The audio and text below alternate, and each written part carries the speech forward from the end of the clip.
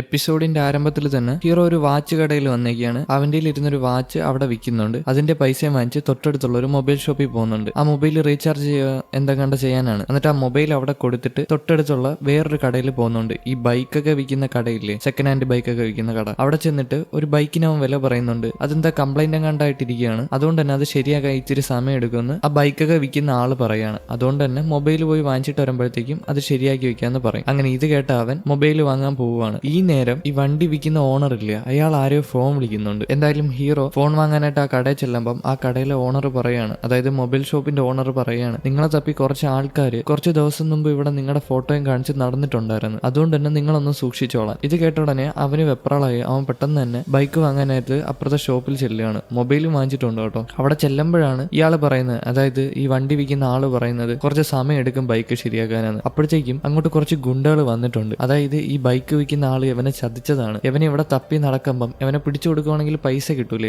അതുകൊണ്ട് തന്നെ ഒറ്റി കൊടുത്തതാണ്. ഇത് മനസ്സിലാക്കിയ അവനാണെങ്കിൽ അവിടെ ഒരു ചെറിയ ഫൈറ്റ് നടക്കുന്നുണ്ട്. ഇവൻ നല്ല ഫൈറ്റർ ആണ് കേട്ടോ. എല്ലാ ആൾക്കാരെയും അടിച്ചിടുന്നുണ്ട്. വീണ്ടും ഒരു വണ്ടിക്കാരൻ്റെ കൂടെ അങ്ങോട്ട് വരികയാണ്. ഒരു വണ്ടി നിറച്ച് ഗുണ്ടകൾ. ഇത് കണ്ട അവൻ ആ കടയിൽ നിന്ന് ഒരു സ്കൂട്ടി എടുത്ത് ഓടിച്ചു പോവാണ്. അതുകൊണ്ട് തന്നെ ബാക്കി വരുന്ന ഗുണ്ടകൾ കാർ എടുത്തിട്ട് അവന്റെ പിറകെ വരുന്നുണ്ട്. അങ്ങനെ ബൈക്ക് ഓടിച്ച് ഏതൊക്കെ ചെറു വഴി കൂടെ കയറി പോവാണ്. ആ വഴിയിൽ ചെന്ന് മറിഞ്ഞു വീഴുന്നുണ്ട്. അങ്ങനെ അവൻ സ്കൂട്ടിയിൽ നിന്ന് ഇറങ്ങി ഓടി പോവാണ്. ഓടുന്ന പിറകെ തന്നെ ഈ ഗുണ്ടകളും ഉണ്ട്. അങ്ങനെ ഈ ഗുണ്ടകളെ ഓട്ടിച്ചോട്ടിച്ച് എവിടേക്ക് കൊണ്ട് കുടുക്കുകയാണ് അവൻ. ഇതിനുശേഷം മറിഞ്ഞു വീണ ആ ബൈക്ക് എടുത്തിട്ട് അവൻ പോകുമ്പം വേറൊരു ഗുണ്ട അവനെ തടയുന്നുണ്ട്. ഒറ്റ ഗുണ്ടയുള്ളൂ. അതുകൊണ്ട് തന്നെ ആ കോൺഫിഡൻസിൽ അവൻ ബൈക്ക് നിർത്തിയിട്ട് ആ ഗുണ്ടയുടെ മോന്തക്കിട്ട് ഒരെണ്ണം കൊടുത്തിട്ട് ബൈക്ക് എടുത്തിട്ട് അവിടെ നിന്ന് പോവുകയാണ്. ഇതിനുശേഷം അവൻ വേറൊരു സ്ഥലത്ത് വരികയാണ്. ഈ ഗുണ്ടകളിൽ നിന്നൊക്കെ മാറണ്ടേ, അതുകൊണ്ട് വേറൊരു സ്ഥലത്ത് വന്നിട്ട് അവൻ മനസ്സിൽ പറയാണ്, ഞാനിവിടെ ഒരു ഡെലിവറി ബോയ് ആയിട്ട് വർക്ക് ചെയ്തതാണ്, എന്നിട്ടാണോ എന്നെ അവന്മാര് പിടിക്കാൻ നോക്കുന്നതെന്ന്. അതായത് അവന്മാർ അവിടെ കുടുക്കിയില്ലേ ഓടിച്ചിട്ട്. അവൻ ഈ സ്ഥലമൊക്കെ നന്നായിട്ട് അറിയാം. അതുകൊണ്ടാണ് അവന്മാർക്ക് പിടിക്കാൻ പറ്റാത്തത്. മുക്കും മൂലയും വരെ അവനെ അറിയാം. എന്തായാലും അവൻ ഫോൺ എടുത്തിട്ട് അവന്റെ കൂട്ടുകാരനെ വിളിക്കുകയാണ്. എന്നിട്ട് കൂട്ടുകാരനോട് പറയുന്നുണ്ട്, എനിക്ക് കുറച്ച് പൈസ ആവശ്യമുണ്ടെന്ന്. എന്നാൽ കൂട്ടുകാരൻ പറയുന്നത്, നിനക്ക് ഇപ്പൊ പൈസ തരാൻ പറ്റില്ല, ഞാൻ നിനക്ക് കാറുമായിട്ട് അങ്ങോട്ട് വരാമെന്ന്. അതുകൊണ്ട് തന്നെ ഒരു സ്ഥലം പറ, നമുക്ക് അവിടെ വെച്ച് മീറ്റ് ചെയ്യാം. നമ്മുടെ ഹീറോനെ കുറച്ച് ഗുണ്ടകൾ തപ്പുവാണ്. കാരണം മറ്റേ ഏതോ വലിയൊരു ഗ്യാങ്സ്റ്ററിനെ അവൻ കൊല്ലാൻ നോക്കിയില്ലേ, അവരുടെ ഗ്യാങ് ആണ് ഹീറോനെ കൊല്ലാൻ നോക്കുന്നത്. ഇവിടെ സീൻ കട്ടായാൽ അടുത്ത സീനിൽ പോലീസ് സ്റ്റേഷനിൽ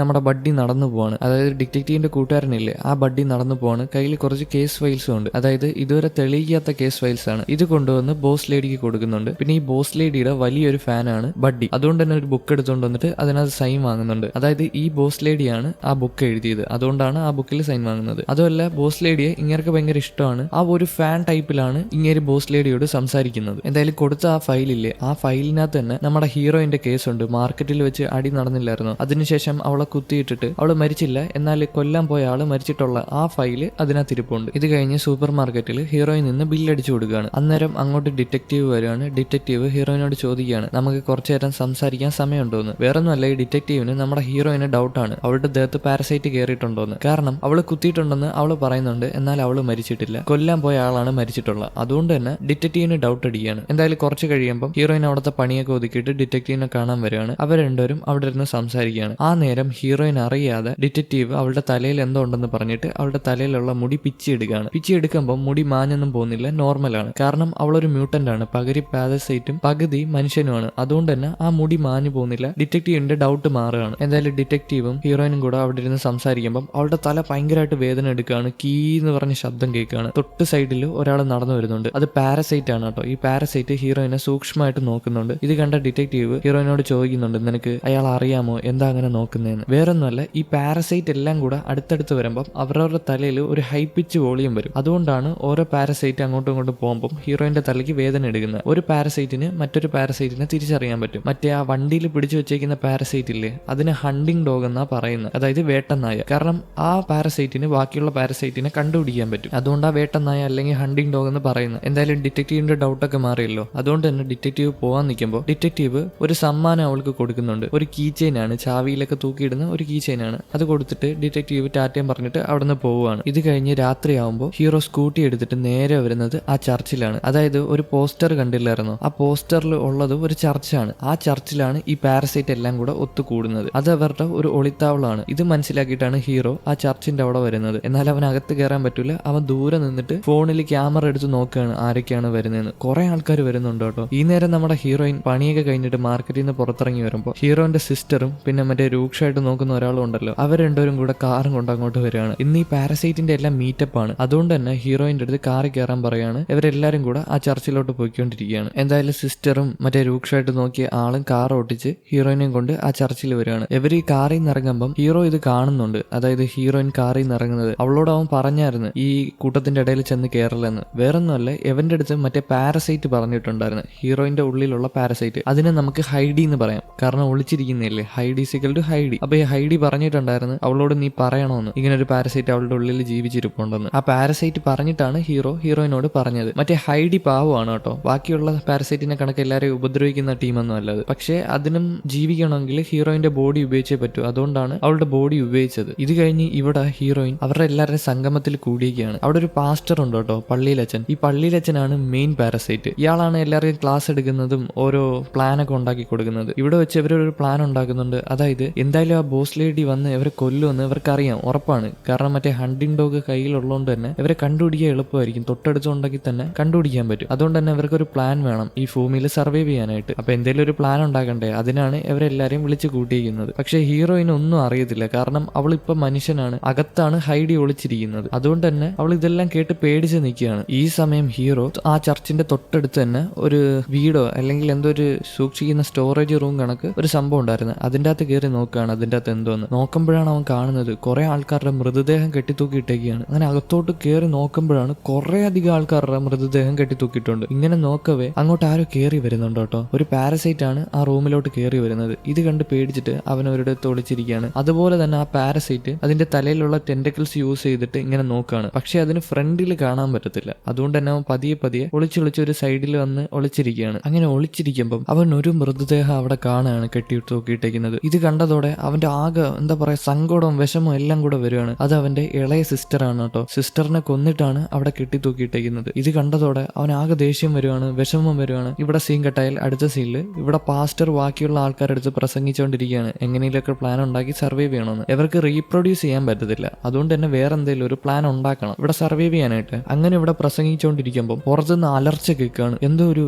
മൃഗൻ കരയുന്നത് പോലെ. വേറെ ആരുമല്ല, ആ പാരസൈറ്റ് കരയുന്നതാണ്. ആ പാരസൈറ്റിനെ ഒരു കമ്പി എടുത്തിട്ട് ബാക്കിൽ നിന്ന് ചറ അടിക്കുകയും കുത്തുകയൊക്കെ ചെയ്യാണ്. എന്നാലും കുറേയൊന്നും അവന് പിടിച്ചു നിൽക്കാൻ പറ്റുന്നില്ല ഹീറോയ്ക്ക്. ഹീറോയെ അടിച്ച് ദൂരോട്ട് ഇടുകയാണ്. എന്തായാലും ആ പാരസൈറ്റിനെ അടിച്ചിട്ടിട്ട് അവൻ പെട്ടെന്ന് തന്നെ ആ റൂമിൽ നിന്ന് പുറത്തിറങ്ങാണ്. ഇവിടെ ഇനി നിന്നാൽ ആ പാരസൈറ്റ് എല്ലാം വന്നിട്ട് ഹീറോനെ കൊല്ലും. അതുമാത്രമല്ല ഈ ശബ്ദം പുറത്ത് കേട്ടിട്ടുണ്ടായിരുന്നു. അപ്പൊ ഈ പാസ്റ്റർ എല്ലായിടത്തും പറഞ്ഞിട്ടുണ്ട് ഏതോ ഒരു മനുഷ്യൻ ഇവിടെ വന്നിട്ടുണ്ട്, അവനെ പോയി എല്ലാരും കൂടെ കൊല്ലാൻ. ഇത് കേട്ട് എല്ലാരും കൂടെ ഇവനെ പിടിക്കാനായിട്ട് പോവുകയാണ്. അതിന്റെ ഇടയിൽ തന്നെ ഹീറോയിനും ഉണ്ട്. ഹീറോയിന്റെ ദേഹത്ത് വേറെ കുറെ പാരസൈറ്റ് വന്ന് തട്ടുന്നുണ്ട്. അപ്പൊ ഈ തട്ടുമ്പം അവളുടെ കയ്യിൽ ഒരു ചാവി ഉണ്ടായിരുന്നു. ആ ചാവി തറയിൽ തെറിച്ച് പോകുന്നുണ്ട്. അതിനകത്ത് തന്നെ നമ്മുടെ പോലീസ് അല്ലെങ്കിൽ ഡിറ്റക്റ്റീവ് കൊടുത്ത കീ ചെയിൻ ഇട്ടിട്ടുണ്ട്. അതാണ് തെറിച്ച് അവിടെ വീഴുന്നത്. എന്തായാലും അതെടുക്കാൻ നിൽക്കാതെ അവൾ അവിടെ നിന്ന് പോവുകയാണ്. കാരണം മറ്റേ പാസ്റ്റർ അവളെ രൂക്ഷമായിട്ട് നോക്കിക്കൊണ്ട് നിൽക്കുകയാണ്. അവള് അബ്നോർമലായിട്ട് പെരുമാറിയാൽ പാസ്റ്ററിന് മനസ്സിലാവും അവള് മനുഷ്യനാണ്. അതുകൊണ്ട് തന്നെ ഇവളെ കൊന്നളയും. വേറൊന്നുമല്ല, ബാക്കിയുള്ള പാരസൈറ്റിൽ നിന്ന് ഇവള് വ്യത്യസ്തയാണ്. അതുകൊണ്ട് തന്നെ ബാക്കിയുള്ള പാരസൈറ്റ് ഇവളെ കൊല്ലും. ഇവളിങ്ങനെ ജീവനോട് ഇരിക്കുകയാണെങ്കിൽ പോലീസുകാർക്ക് ഉപകാരപ്പെടും ബാക്കിയുള്ള പാരസൈറ്റിനെ കണ്ടുപിടിക്കാനേ. അതുകൊണ്ട് തന്നെ ഇവളെ കൊന്നുകളയും. അതുകൊണ്ടാണ് ഇവളുടെ ഉള്ളിലുള്ള ഹൈഡി പറഞ്ഞത് നീ ആരുടെ മുമ്പിൽ പോകല്ലെന്ന്. എന്നാൽ ഇവളെ തേടി ആൾക്കാർ വന്നു തുടങ്ങി. എന്തായാലും ഹീറോ ഓടി ആ കാട്ടിൽ കൂടെയൊക്കെ ഓടി പുറത്തു വരുമ്പോഴത്തേക്കും ഇവനെ തേടി മറ്റേ ഗുണ്ടകൾ അവിടെ വന്നിട്ടുണ്ട് കേട്ടോ. ഗുണ്ടകൾ അവനെ പിടിച്ചു നിർത്തുകയാണ്. ഗുണ്ടകളോട് അവൻ പറയുന്നുണ്ട് എടാ ഇവിടെ നിന്നാ നിന്നേക്ക് കൊല്ലൂടാ, പെട്ടെന്ന് ഓടി രക്ഷപ്പെട്ടോളാൻ. എന്നാൽ യവന്മാർ ഇതൊന്നും വിശ്വസിക്കാതെ അവിടെ നിൽക്കുമ്പോഴത്തേക്കും അങ്ങോട്ട് സിസ്റ്ററും അവരുടെ ടീംസും വരികയാണ്. സിസ്റ്റർ വന്ന ഉടനെ യവന്മാരെ കൊല്ലുമെന്ന് ബാക്കിയുള്ള അവരുടെ കൂട്ടത്തിലുള്ള പാരസൈറ്റിനോട് പറയുമ്പോൾ ഈ ഗുണ്ടകൾ അതൊരു ചിരിച്ചു തള്ളുകയാണ്. എന്നിട്ട് ഈ ഗുണ്ട ഒരു കൊച്ചു കത്തി കൊണ്ട് ഈ പാരസൈറ്റിനെ കുത്താൻ ചെല്ലും. എന്നാൽ സിസ്റ്റർ തലങ്ങും വിലങ്ങും കുത്തി കൊന്നുകളയും അവനെ. അതുപോലെ തന്നെ ബാക്കിയുള്ള ആൾക്കാരെയും കൊന്നുകളയും. ഇത് കണ്ടതോടെ ഹീറോ ഇവരെ തട്ടി മാറ്റിയിട്ട് അവിടെ നിന്ന് ഓടി രക്ഷപ്പെടുകയാണ്. ഹീറോ ഓടി രക്ഷപ്പെട്ടതോടെ മറ്റേ രൂക്ഷമായിട്ട് നോക്കിയ ആളില്ലേ അയാൾ പറയാണ് ഞാൻ പോയി എല്ലാരെയും പിടിച്ചോണ്ട് വരാന്ന് പറഞ്ഞിട്ട് ആ സിസ്റ്ററിനോട് ടാറ്റ് പറഞ്ഞിട്ട് അവിടെ നിന്ന് പറന്നു പോവാണ്. ഈ പാരസൈറ്റിന് ചിറകൊക്കെ ഉണ്ട് കേട്ടോ. ആ ടെന്റക്കിൾസ് ചിറകൊക്കെ ആയിട്ട് ഉപയോഗിച്ചിട്ട് അവിടെ നിന്ന് പറന്നു പോവാണ്. ഈ നേരം നമ്മുടെ ഹീറോയിനും കണ്ടുമുട്ടുന്നുണ്ട്. ഓടുന്ന സമയത്ത് കണ്ടതാണ്. എവളും ഇവിടെ നിന്ന് ഓടി രക്ഷപ്പെടാൻ നോക്കിയതാണ്. എന്നാൽ ഇവർ രണ്ടുപേരും കണ്ടുമുട്ടുന്നുണ്ട്. ഈ നേരം ഹീറോന്റെ കൂട്ടുകാരൻ, അതായത് ബഡ്ഡി കൂട്ടുകാരൻ അവിടെ നിപ്പുണ്ട്. അവന്റെ അടുത്ത് ഒരു പെട്രോൾ പമ്പിൽ വെച്ച് കാണാന്നാണ് പറഞ്ഞത്. അവൻ അവിടെ വന്ന് നിപ്പുണ്ട് കാറൊക്കെ ആയിട്ട്. അവനെ ഫോൺ വിളിച്ച് നോക്കുന്നുണ്ട് ഹീറോനെ. എന്നാൽ അവൻ എടുക്കുന്നില്ല. ഇങ്ങനെ നിൽക്കുമ്പോഴാണ് ഹീറോയിനും അങ്ങോട്ട് ഓടി വരുന്നത്. വന്ന ഉടനെ അവന്റെ അടുത്ത് പറയാണ് കാറിന്റെ ചാവി ഇതാ ഞാൻ എടുത്തോളാന്ന്. അതും പറഞ്ഞ് ഹീറോ ചാവി വാങ്ങിച്ചിട്ട് കാർ എടുത്ത് പെട്ടെന്ന് അവിടെ നിന്ന് പോവുകയാണ്. എന്നാൽ ഈ കൂട്ടുകാരനൊന്നും മനസ്സിലാവുന്നില്ല ഹീറോയിൻ ആരാ, ഇവൾ എന്തിനാ കൂടെ വരുന്നതെന്നൊന്നും. ഹീറോ പറയുന്നുണ്ട് പെട്ടെന്ന് തന്നെ പോലീസിനെ വിളി, ഭയങ്കര പ്രശ്നം നടക്കും, എന്തോ ജീവി നമ്മുടെ പിറകെ പിന്തുടരുന്നുണ്ടെന്ന്. എന്നാൽ കൂട്ടുകാരന് പേടി, കാരണം ഇവരെല്ലാം ഗാങ്സ്റ്റേഴ്സിന്റെ ടീമിൽ പെടുന്ന ആൾക്കാരാണ്. അതുകൊണ്ട് തന്നെ പോലീസിനെ വിളിച്ചാൽ ഇവർ കുടുങ്ങും. ഇങ്ങനെ ഇരിക്കവേ ഹീറോ ഒരു കാര്യം ചിന്തിക്കുകയാണ്, എങ്ങനെയാണ് ഓപ്പോസിറ്റ് ഗാങ്ങിലുള്ള ഗാങ്സ്റ്റേഴ്സ് ഇവന്റെ ലൊക്കേഷൻ കണ്ടുപിടിച്ചിട്ട് ആ കാട്ടിലോട്ട് വന്നത്. പോകുന്നത്. ഈ ലൊക്കേഷൻ ആകെ കൂട്ടുകാരന് മാത്രമേ അറിയാവൂ. കൂട്ടുകാരൻ്റെ അടുത്താണ് ലൊക്കേഷൻ പറഞ്ഞിട്ടുള്ളത്. ഇപ്പോഴാണ് ഹീറോയ്ക്ക് ഒരു കാര്യം മനസ്സിലാവുന്നത്. അതായത് കൂട്ടുകാരൻ അവൻ ചതിക്കുകയാണ്. വേറൊന്നുമല്ല, കൂട്ടുകാരനാണ് അവന്റെ ലൊക്കേഷൻ ബാക്കിയുള്ള ഗാങ്സ്റ്റേഴ്സിന് പറഞ്ഞു കൊടുത്തത്. അതുകൊണ്ടാണ് അവനെ തിരക്കി അവിടെ ആൾക്കാർ വന്നത്. ഇത് മനസ്സിലാക്കിയതോടെ കൂട്ടുകാരനും ഇത് മനസ്സിലാവുന്നുണ്ട്. കൂട്ടുകാരൻ സ്റ്റിയറിംഗിൽ കയറി പിടിക്കുകയാണ് വണ്ടി നിർത്താൻ പറഞ്ഞിട്ട്. അതുപോലെ തന്നെ കത്തിക്ക് കുത്തി കൊല്ലാൻ നോക്കുന്നുണ്ട് ഹീറോനെ. ഈ നേരം ഒരു ജീവി, അതായത് രൂക്ഷമായിട്ട് നോക്കിയ പാരസൈറ്റ് ഈ കാറിന്റെ ഉണ്ടയിൽ വന്ന് ലാൻഡ് ചെയ്യാണ്. കാറിന്റെ ടോപ്പൊക്കെ വലിച്ചിളക്കി കളയാണ്. ടോപ്പൊന്നും ഇല്ലാതെയാണ് വണ്ടി പോയിക്കൊണ്ടിരിക്കുന്നത്. ഇത് കണ്ടതോടെ ഹീറോയിന്റെ ഉള്ളിലുള്ള ഹൈഡി പുറത്തു വരികയാണ്. ഈ ഹൈഡിയും മറ്റേ രൂക്ഷമായിട്ട് നോക്കിയ പാരസൈറ്റും അടിയാവുന്നുണ്ട് അവരുടെ ടെന്റക്കിൾസ് യൂസ് ചെയ്ത്. ഇത് കാണുന്ന കൂട്ടുകാരൻ തൽക്കാലത്തേക്ക് അടി ഉണ്ടാക്കുന്നത് നിർത്തുന്നുണ്ട്. കാരണം ഇനി അടി ഉണ്ടാക്കിയ അവൻ ചാവുമെന്നവന് മനസ്സിലായി. ഇതുവരെ കാണാത്തൊരു ജീവിനെയാണ് അവൻ കണ്ടേക്കുന്നത്. എന്തായാലും അടിയായി ലാസ്റ്റ് പാരസൈറ്റും ഹൈഡിയും, അതായത് ഹീറോയിനും കൂടെ പുറത്തു വന്ന് വീഴുന്നുണ്ട്. ഹൈഡിയും പാരസൈറ്റും റോഡിൽ കിടന്ന് ഭയങ്കരമായിട്ട് അടി ഉണ്ടാക്കുന്നുണ്ട്. ഈ നേരം ആ കാറ് കൺട്രോൾ തെറ്റിയിട്ട് ഏതൊരു കൊക്കയിൽ പോയി ഇടിച്ചു നിൽക്കുകയാണ്. കുറച്ചുകൂടെ പോയിരുന്നെങ്കിൽ ആ കൊക്കയിൽ മറിഞ്ഞു വന്നേനെ. ഇവർക്ക് അവിടെ നിന്ന് ഇറങ്ങാൻ പറ്റുന്നില്ല. കാരണം തൊട്ട് ഫ്രണ്ടിൽ കൊക്കയാണ്. ഇപ്പോഴാണ് ഹീറോ ബോധത്തിലോട്ട് വരുന്നത്. വണ്ടി ഇടിച്ചപ്പം അവന്റെ ബോധം പോയിട്ടുണ്ടായിരുന്നു. അവ എണീറ്റുടനെ തൊട്ട് സൈഡിൽ ഇരിക്കുന്ന കൂട്ടുകാരനെ വിളിച്ചുണർത്തുന്നുണ്ട്. എണീറ്റ് നമ്മളിപ്പോ താഴെ പോകുമെന്ന് പറഞ്ഞിട്ട്. എന്നാൽ അവന് ബോധമൊന്നുമില്ല. ആ സമയം അവൻ ഒരു കാര്യം പറയുകയാണ്. എടാ, നിന്നെ കൊല്ലാനായിട്ട് നമ്മുടെ ഗാങ്സ്റ്റർ ബോസും അതുപോലെ തന്നെ ഓപ്പോസിറ്റ് ബോസും ഉണ്ട്. കാരണം നിന്നെ ഒരു ഇരയാക്കി ഇട്ടതാണ്. എന്നിട്ട് അവര് തമ്മിലുള്ള പ്രശ്നം അവര് തീർത്ത് ഇപ്പൊ നിന്നെ കൊല്ലാനായിട്ട് അവര് നടക്കാണ്. നിന്നെ ഒരു ഇരയാക്കി ഇട്ട് കൊടുത്തതാണ്. നീ വേണമെങ്കിൽ രക്ഷപ്പെട്ടോ, ഇനി ബോസിന്റെ കൂടെ പോകല്ലെന്ന്. അതായത് ഒരു ബോസ് വേറൊരു ബോസിനെ കൊല്ലാനായിട്ട് അവനെ ഏൽപ്പിച്ചിട്ടുണ്ടായിരുന്നു. പക്ഷെ അവൻ കൊല്ലാൻ പോയപ്പം ആ ബോസിനെ കൊല്ലാൻ പറ്റിയില്ല. അതുകൊണ്ട് തന്നെ രണ്ട് ബോസിന്റെ ഇടയിലുള്ള പ്രശ്നം തീർക്കാനായിട്ട് ഈ പോയ ആളെ കൊല്ലുന്ന പരിപാടി അത് ഈ ബോസുമാരങ്ങ് ഉറപ്പിക്കുകയാണ്. നമ്മുടെ ഹീറോയ്ക്ക് ഇപ്പൊ പണി കിട്ടിയിട്ടുണ്ട്. പുറത്തിറങ്ങാൻ പറ്റുന്നില്ല. രണ്ട് ബോസുകാരും കൊല്ലാൻ നോക്കുന്നുണ്ട്. എന്തായാലും കൂട്ടുകാരനെ വിളിച്ചിട്ട് അവൻ എണീക്കുന്നില്ല. അവന് വയ്യ, ബ്ലഡ് ഒക്കെ കൂടുതൽ പോയെന്ന് തോന്നുന്നു. ഈ നേരം ഹൈഡിയും പാരസൈറ്റും അവിടെ വൻ ഫൈറ്റ്. അപ്പൊ ഈ പാരസൈറ്റിന്, രൂക്ഷമായിട്ട് നോക്കിയ പാരസൈറ്റിന് ഹൈഡിയുടെ അടുത്ത് പിടിച്ചു നിൽക്കാൻ പറ്റുന്നില്ല. അവൾ ഇച്ചിരി കൂടെ പവർഫുൾ ആണ്. അതുകൊണ്ട് തന്നെ ആ പാരസൈറ്റ് എല്ലായിടത്തും പറഞ്ഞു കൊടുക്കുമെന്ന് പറഞ്ഞിട്ട്, അതായത് ഹീറോയിന്റെ ഉള്ളിൽ വേറെ പാരസൈറ്റ് ആണ്, എന്നാൽ വേറെ രീതിയിലാണ് പെരുമാറുന്നതെന്ന് ബാക്കിയുള്ള ആൾക്കാരുടെ അടുത്ത് പറഞ്ഞു കൊടുക്കുമെന്ന് പറഞ്ഞിട്ട് അവിടെ നിന്ന് പറന്നു പോവാണ്. എന്നാൽ ഹൈഡിക്ക് ഇത് ഇഷ്ടപ്പെട്ടില്ല. ഹൈഡി ഒറ്റ കുത്താണ് ഈ പറന്നുപോയ സാധനത്തിന്. കുത്തി തറയിലിട്ട് കൊന്നളയാണ്. ഈ കൊന്നുടനെ ഹൈഡിയുടെ ബോധം പോവാണ്. ഹീറോയിൻ ബോധം കെട്ട് തറയിൽ വീഴുകയാണ്. ഇവിടെ ഇത് നടക്കുമ്പം അപ്പുറത്ത് കാർ ഇപ്പൊ കൊക്കയിൽ വീഴുമെന്ന് പറഞ്ഞിരിക്കുകയാണ്. Hero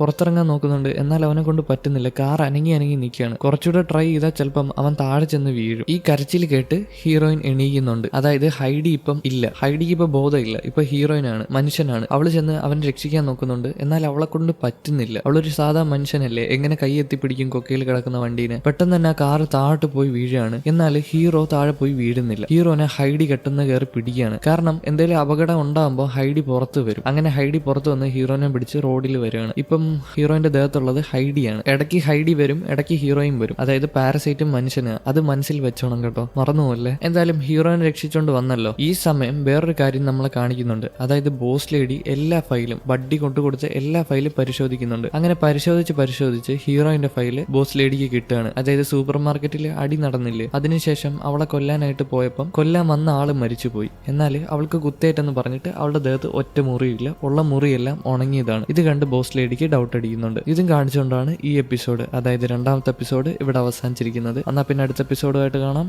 okay, by.